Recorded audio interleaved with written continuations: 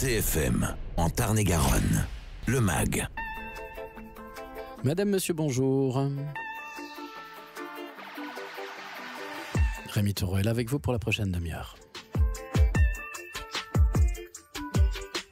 Allez, c'est bien, vous en avez pris l'habitude. Maintenant, on se retrouve tous les jours à 12h35, 18h30 et 21h30 pour le magazine de CFM Montauban, votre magazine d'actualité locale dans lequel on vous donne la parole. Et j'ai le plaisir maintenant d'être au téléphone avec Pierre Carré, avec qui on va parler d'une enquête journalistique qui vient d'être éditée sous la forme d'un mini-roman. Mais qui a piqué Valérie ? Une enquête littéraire donc de Pierre Carré. Pierre Carré, bonjour. Bonjour. Merci d'être avec nous pour nous parler de cette enquête menée presque comme un polar qui se déroule à Montauban dans les zones pavillonnaires à la recherche donc de ces moustiques qui attaquent les Montalbanais. Et évidemment, ça se passe à Montauban, mais ça se passe un peu dans tout le grand sud de la France. Hein. C'est ça l'idée, Pierre Carré. Oui, tout à fait. J'ai jeté mon dévolu sur la ville de Montauban, tout simplement parce que je ne la connaissais pas bien et j'avais envie de la découvrir. C'était l'occasion de faire connaissance avec la capitale. Mmh.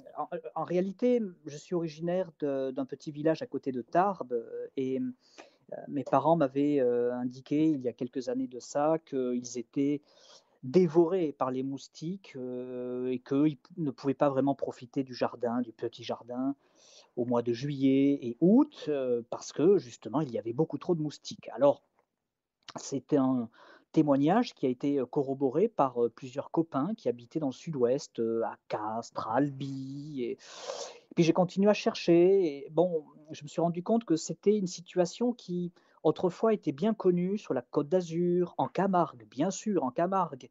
Et l'Occitanie, à son tour, était gagnée par cette vague de moustiques. Alors, le moustique, jusqu'à présent, on connaissait. Il était un petit peu pugnace au mois d'août, notamment en soirée. Mais ce qui a un petit peu changé depuis, disons, 1, 2, 3 ans, c'est que le moustique attaque en continu, du matin au soir. Ils se relaient, ils font un petit peu les 3-8, Mmh. les moustiques. Alors voilà, justement, et donc on va rentrer un peu dans le vif du sujet après. C'est là où on apprend en lisant, mais qui a piqué Valérie, qu'il n'y a pas un moustique, mais des moustiques et une multitude de variétés de moustiques. Beaucoup, beaucoup. Beaucoup. Et donc, juste un mot d'abord sur la forme que vous avez choisie quand même, là, Pierre Carré, qui est, vous auriez pu faire une enquête journalistique Oui. éditée dans un journal, ça aurait pu avoir cette forme-là, mais là, vous avez vraiment choisi une forme où vous donnez toutes les données qui sont factuelles, mais sous forme un tout petit peu romancée, quoi. Oui, alors ça a l'apparence d'un roman, mais absolument tous les détails sont vrais, hein. La bouteille du jus de fruits posée à tel moment sur la table, est-ce que la table est en métal, en bois? Tout ça, c'est rigoureusement vrai. On s'est attaché à des détails de vie quotidienne.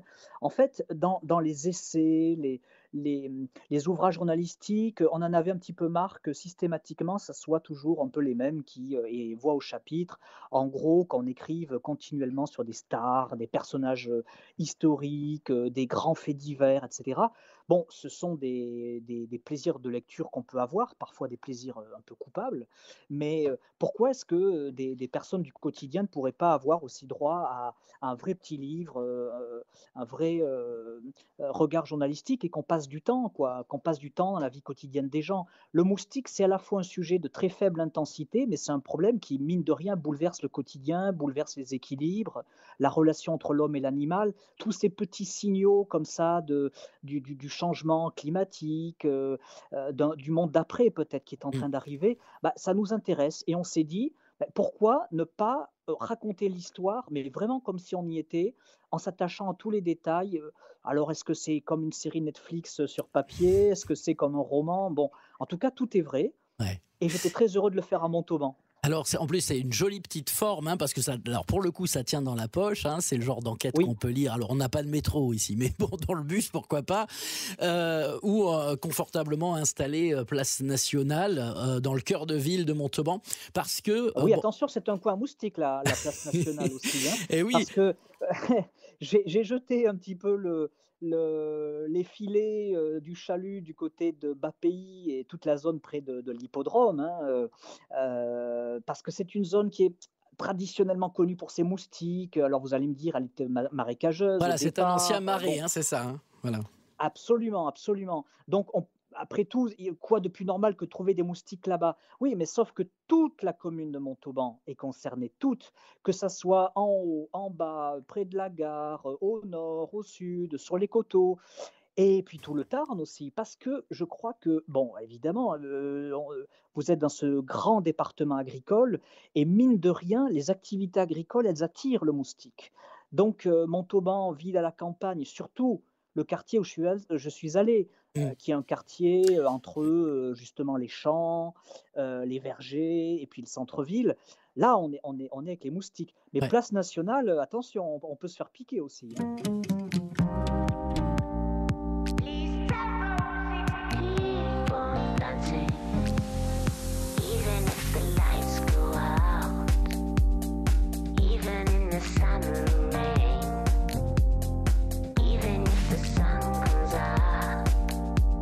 Ooh, we keep on dancing, keep on, even if the lights go out, even if the road is long. Even if our heart is broken, oh, we keep on dancing, keep on dancing. Please tell Rosie I'm not gonna come back till September, 'cause music is my best friend. Won't you tell her to water the flowers? I want her to remember, music is my best friend. Please tell Rosie I'm not gonna come back till September, 'cause music is my best friend. Won't you tell her to water the flowers? I want her to remember, music is my best friend.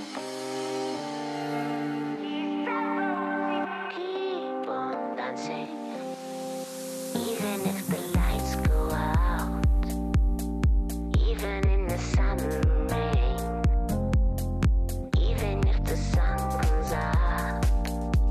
Ooh, we keep on dancing, keep on, even if the lights go out, even if the road is long, even if our heart is broken. Oh, we keep on dancing, keep on dancing. Please tell Rosie I'm not gonna. Please Tell Rosie, Al Farben sur CFM Radio.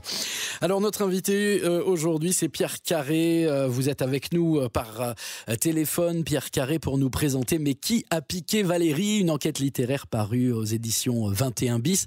Alors justement votre enquête elle est aussi d'essayer de savoir pourquoi il y a cette invasion de moustiques et vous allez chercher vraiment dans tous les coins, y compris sur l'idée que les chauves-souris, les grenouilles, les serpents, autant de petits prédateurs potentiels qui disparaissent avec l'urbanisation en quelque sorte. Mais oui, mais tout à fait. L'histoire du moustique, évidemment, elle porte d'autres histoires. C'est une boîte, le moustique, mais avec une autre boîte à l'intérieur et encore une autre boîte. Et on se rend compte que toute la question de l'environnement, elle est très subtile, elle est très complexe et en réalité, elle est très belle. Et souvent, ça ne se réduit pas à un dossier scientifique, technique un peu pénible. C'est très joli.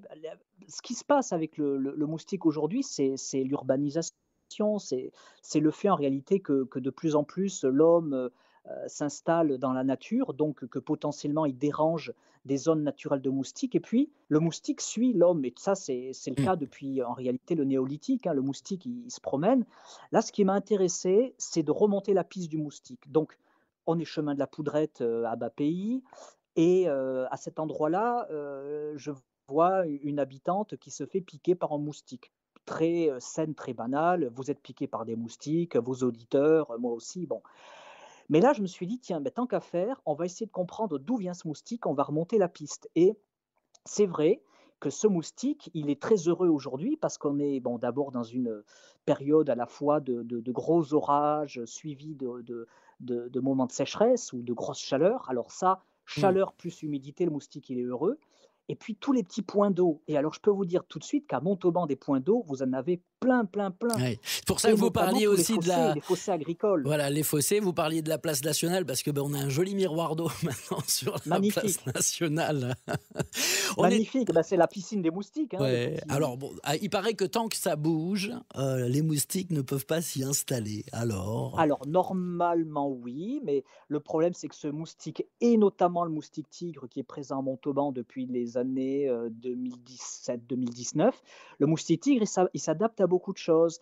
Et le problème, c'est que même s'il n'est pas exactement à la surface du miroir d'eau, les projections d'eau douce qui vont se glisser dans les interstices, je ne sais pas moi, des pavés, eh ben, ça constitue des réservoirs à moustiques. En fait, il y a des études qui montrent qu'un simple bouchon d'eau, une simple bouchon de bouteille, pardon, qui serait retourné, qui serait dans votre pelouse et qui prendrait de l'eau de pluie, bah, figurez-vous que c'est une baignoire à Mm. moustiques. Vous pouvez avoir des dizaines d'œufs de moustiques dans un bouchon d'eau. On est en train de parler avec Pierre Carré de Mais qui a tué... Non, qui a tué Vous voyez, Alors, j'y pas suis dans encore, votre... pas encore. J'y suis dans l'idée du polar, en fait. Mais qui a piqué Valérie, hein, c'est ça, c'est À une époque, il tuait le moustique, c'est vrai. Le moustique a quand même été porteur, et ça, c'est une grande peur pour l'instant écartée, mais le moustique, on le sait, a décimé peut-être la moitié de l'humanité depuis qu'elle existe, sous la forme du paludisme. Y compris en France. En fait, on a des cas de paludisme en France jusque dans l'entre-deux-guerres. C'est pas si vieux. Et alors, pour l'instant, on n'a pas de palu, mais il y a le risque que d'autres maladies transmises par le moustique reviennent en métropole. Je pense à la dengue, à chikungunya, à Zika. Alors ça inquiète un peu les scientifiques. Mm. C'est un sujet à la fois léger dans le livre, mais assez sérieux quand même. Hein. Pierre Carré, le livre s'appelle Mais qui a piqué Valérie? Il tient dans la poche aux éditions 21 bis, hein, c'est un tout petit livre. On continue d'en parler dans un instant.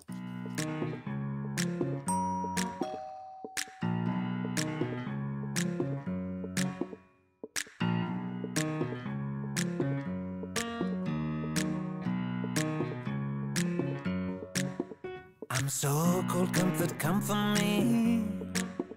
It's 3 a.m. I'm feverly. Help me, doctor, heal my pain. Cause I don't really want no Mary Jane. Oh là là là, et si le problème était moi? Si j'ai mal, c'est du mal à parler. Oh, quand on aime, si le dire est un problème, finir seul, faut pas s'étonner. We'll keep it simple. Doctor. We'll keep it simple. You're the only medicine I've been taking. We'll keep it simple, baby. Emmurer nos émotions. Parfois, ma foi, les gens le font. À la fin, au fond, tout ça fait qu'on a mal, on a l'âme en chantier. Oh là là là, et si le problème était moi? Si j'ai mal, c'est du mal à parler. Oh, quand on aime, si le dire est un problème, finir seul, faut pas s'étonner. We keep it simple. Doctor, we'll keep it simple. You're the only medicine I've been taking. We'll keep it simple, baby. Dis quand on aime, si le dire est un problème, on ne vit qu'à côté de sa vie. We'll keep it simple. Doctor, oh, keep it simple, baby. Keep it simple. You're the only medicine I've been taking. Vianney et Mika, Keep It Simple sur CFM dans le mag de CFM Montauban. On parle avec Pierre Carré de Mais qui a piqué Valérie. Donc on parle évidemment du moustique, mais alors c'est vrai qu'au travers du moustique, vous parlez de l'urbanisation, vous parlez même du voisinage, de la vie des voisins et de l'espérance que les gens peuvent mettre en famille dans un petit pavillon. Espérance déçue parce que quand on peut pas prendre l'apéro dans son jardin, vous les avez rencontrés tous ces gens. Racontez-moi comment vous avez mené l'enquête auprès des habitants de bas pays qui vous ont raconté justement leur déboire avec les moustiques. Alors, j'arrive à la gare de Montauban, je ne connais personne et j'ai à peine un plan en papier, mon téléphone marche mal et j'essaie de me repérer. Vraiment, j'ai beaucoup aimé. C'est un jeu de piste très tranquille, en prenant le temps, en discutant. Au début, je suis allé absolument partout où j'ai pu dans la ville, que ce soit à Courfoucault, j'ai vu les joueurs de pétanque qui sont évidemment attaqués par le moustique. Je suis allé au marché qui est exposé aux moustiques dans la ville, au centre. Du côté aussi de Ville-Bourbon, il y avait un magnifique événement qui était organisé par une association d'habitants. Ils s'invitaient d'un jardin à l'autre. Bref, je suis allé dans plein d'endroits et au bout d'un moment, devant les grilles de la mairie, dans le portail de la mairie, je vois une manifestation des habitants d'un chemin appelé le chemin de la Poudrette et qui se trouve dans ce réseau des nombreux chemins agricoles du côté de Bas-Pays.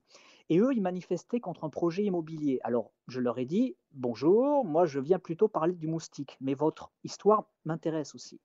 Qu'est-ce qui se passe? Qu'est-ce que c'est que ce projet de construction qui vient bouleverser votre chemin jusqu'à présent si tranquille, hein, et, et en fait, les deux histoires se réunissent parce que, comme on le disait tout à l'heure, l'histoire du moustique aujourd'hui dans nos vies, de la cohabitation de plus en plus difficile avec cet insecte, elle est liée à l'urbanisme. Et donc, dans le livre, on arrive à combiner l'histoire de cet insecte qui vole et qui nous pique de temps en temps aussi, avec ce grand projet il y a un boulevard urbain, va y avoir des constructions de logements un petit peu dans tous les sens, et puis la destruction d'un bois, d'un petit morceau de forêt qui s'appelait le bois de la Poudrette, et donc la construction ce qu'ils appellent des bassins d'orage. Là, il y en a beaucoup pour éviter des inondations.